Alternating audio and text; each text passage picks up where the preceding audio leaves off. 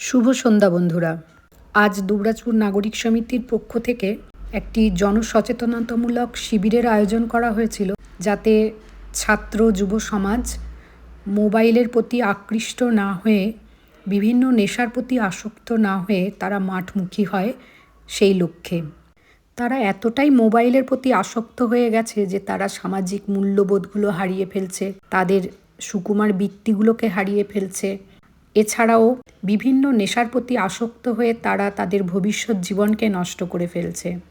আমাদের ছেলেবেলায় মনে আছে সব পেছির আসর হতো, বিভিন্ন খেলা যেগুলো এখন বিলুপ্তির পথে, যেমন ইচিং বিচিং, পিট্টু, লাল লাঠি, লুডো, লুকোচুরি, কানামাছি, আরও কত কি খেলা।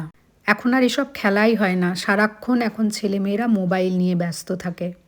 আর মোবাইলের ক্ষতিকর প্রভাবগুলো পড়ছে ছেলে মেয়েদের শরীরে, মনে। এই ক্ষতিকর প্রভাব থেকে তাদের মুক্ত করতে এবং তাদের শারীরিক এবং মানসিক বিকাশের লক্ষ্যে নাগরিক সমিতির পক্ষ থেকে প্রত্যেকটি ওয়ার্ডে ওয়ার্ডে এই ধরনের শিবিরের আয়োজন করা হয় এবং প্রতিটি ক্লাবের ছাত্র যুব সমাজের হাতে তুলে দেওয়া হয় ফুটবল, ক্রিকেট ব্যাট, লাফদড়ি, যাতে তারা খেলার প্রতি আকৃষ্ট হয়, তারা যাতে মাঠমুখী হয় এবং তাদের যাতে মানসিক এবং বৌদ্ধিক বিকাশ ঘটে।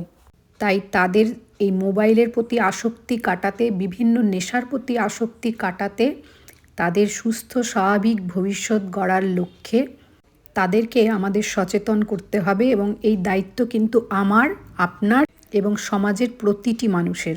ধন্যবাদ সকলকে, ভালো থাকবেন সকলেই।